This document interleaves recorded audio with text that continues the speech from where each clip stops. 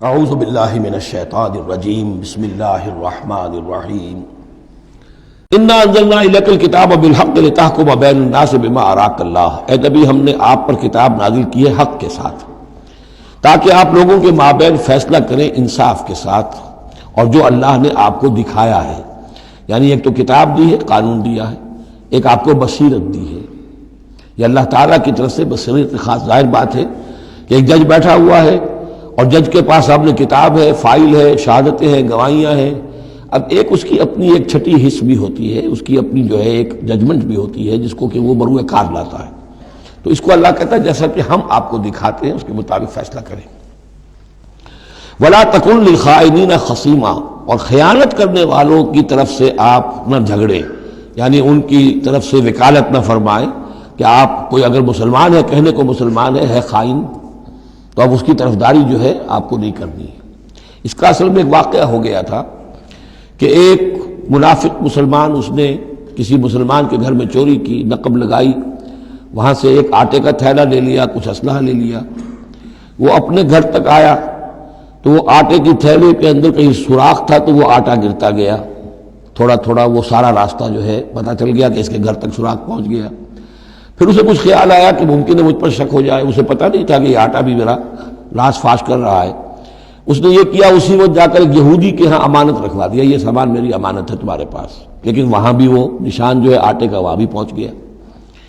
اب اگلے روز جب تلاش ہوئی اور وہ آٹا جو گرا ہوا تھا راستے میں، اس کو دیکھ کر کھوج لگاتے ہوئے لوگ پہلے اس کے مکان پر پہنچے، اس نے صاف انکار کر دیا، تلاشی لے لی، چیز نکلی نہیں۔ اب انہوں نے دیکھا تو وہ آگے جا رہے ہیں نشان، وہ وہاں پہنچ گئے، یہودی کے ہاں برآمد ہو گیا۔ یہودی نے کہا ٹھیک ہے، یہ مال ہے، یہ رات رکھے یہاں پر حفاظت کے لیے رکھ گیا تھا۔ اب یہاں پہ جھگڑا ہو گیا کہ اس کے جو قوم کے لوگ تھے، اس کے گھرانے کے لوگ، اس منافق مسلمان کے، ان کا نہیں یہ جھوٹ بولتا ہے، یہ یہودی چور ہے۔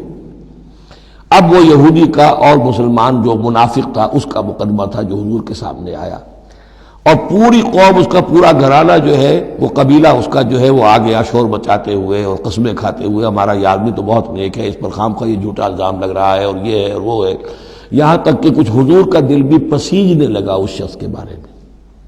اس پر یہ آیت نازل ہوئی ہے، خیانت کرنے والے کی طرف سے آپ وکالت نہ کریں، اس کے سہارا نہ بنیں، اس کو مدد نہ پہنچائیں۔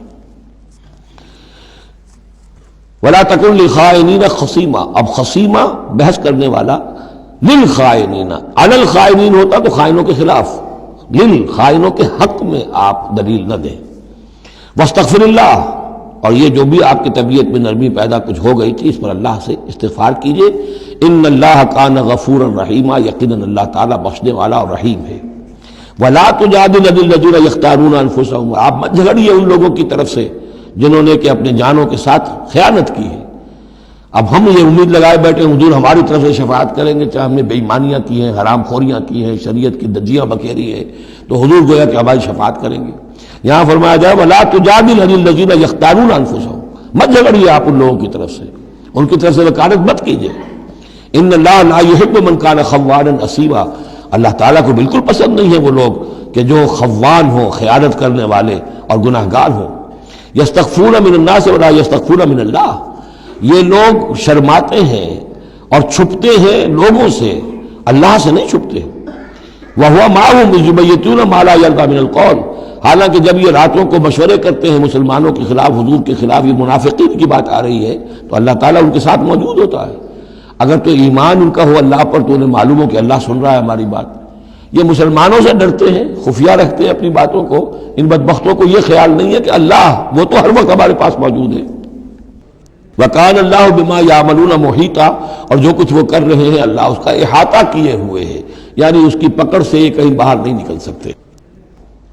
ہاں انتم ہؤلاء جادلتم عنہم فی الحیاۃ الدنیا، اب یہاں پہ اشارہ ہو رہا ہے وہ جو منافق مسلمان تھا، چور، اس کے جو گھرانے والے لوگ تھے کہ اے لوگوں تم نے دنیا کی زندگی میں تو ان کی طرف سے جھگڑا کر لیا، یہاں تک کہ حضور کو بھی بچلانے کی حد تک تم پہنچ گئے۔ وَمَن يُجَادِلُ اللَّهَ عَنْهُ يَوْمَ الْقِيَامَةِ، قیامت کے دن کون مجادلہ کرے گا اللہ سے؟ یہاں تم چھڑا بھی لو، حضور کو بھی فرض کیجئے، حضور نے فرمایا، یہ حدیث موجود ہے کہ میرے سامنے کوئی مقدمہ پیش ہوتا ہے تو کوئی ایک فریق زیادہ چرب زبان ہوتا ہے، اپنی بات کو پیش کرتا ہے، اور میرے ہاں سے وہ غلط فیصلہ لے جاتا ہے۔ فرض کیجئے زمین کا کوئی ٹکڑا تھا اور میں نے غلط ڈگری اس کے حق میں دے دی، تو وہ سمجھ لے کہ چاہے میری عدالت سے ڈگری لے کر گیا ہے لیکن وہ جہنم کا ٹکڑا لے کر گیا ہے، زمین کا ٹکڑا لے کر نہیں گیا ہے۔ تو یہ تو معاملات ہیں کہ جو بھی عدل ہو رہا ہے، فیصلہ ہو رہا ہے، اس میں جو بھی کیسز ہیں، جو بھی گواہیاں ہو رہی ہیں، اس کے مطابق فیصلہ کر رہے ہیں۔ اب ہر وقت تو اللہ تعالیٰ کی طرف سے حضور صلی اللہ علیہ وسلم کے لیے ہر مرحلے پر تو نہیں تھا، جہاں اللہ ضروری محسوس کرتا تھا آپ کو متنبع فرما دیتا تھا۔ ہاں انتم ہؤلاء، یہ تمہیں لوگ ہو، جادلتم عنہم فی الحیات الدنیا، تم نے بہت جھگڑا کیا ان کی طرف سے، اپنے ساتھی، اپنے رشتہ دار کی طرف سے دنیا کی زندگی میں۔ فمن یجادل اللہ عنہم یوم القیامہ، تو کون ہے جو اللہ سے جھگڑا کر سکے گا ان کی جانب سے قیامت کے دن؟ ام من یکون علیہم وکیلا، یا کون ہوگا جو اس کا کارساز بن سکے گا، ان کا وکیل بن سکے گا؟ وَمَن يَعْمَلْ سُوءًا أَوْ يَظْلِمْ نَفْسَهُ، اور جو کوئی بری حرکت کرے گا یا اپنے اوپر ظلم ڈھائے گا، ثم يستغفر اللہ، اور پھر اللہ سے استغفار کرے گا، یجد اللہ غفور الرحیم، وہ اللہ کو پائے گا غفور الرحیم۔ سیدھی روش ہے، غلطی ہو گئی، خطا ہو گئی، مان لو، جو دنیاوی سزا ہے وہ بھگت لو، اللہ سے استغفار کرو، آخرت کی سزا سے چھٹکارا مل جائے۔ اب اس سے بھی آگے ہے معاملہ، وَمَن يَكْسِبْ إِثْمًا فَإِنَّمَا يَكْسِبُهُ عَلَى نَفْسِهِ، جو کوئی بھی کوئی گناہ کماتا ہے وہ اپنی جان پر وبال لیتا ہے۔ وَكَانَ اللَّهُ عَلِيمًا حَكِيمًا، اللہ تعالیٰ علیم اور حکیم ہے۔ وَمَن يَكْسِبْ خَطِيئَةً أَوْ إِثْمًا ثُمَّ يَرْمِ بِهِ بَرِيئًا، اور یہ معاملہ تو بہت بڑھ کر ہے کہ کسی نے کوئی گناہ کمایا، کوئی خطا کی، کوئی غلطی کی، کوئی جرم کیا، پھر اس کی تہمت لگا دی ایسے شخص پر جو بری ہے۔ یہودی تو بری تھا، اس کو سزا دلوانے کے لیے سب تل گئے۔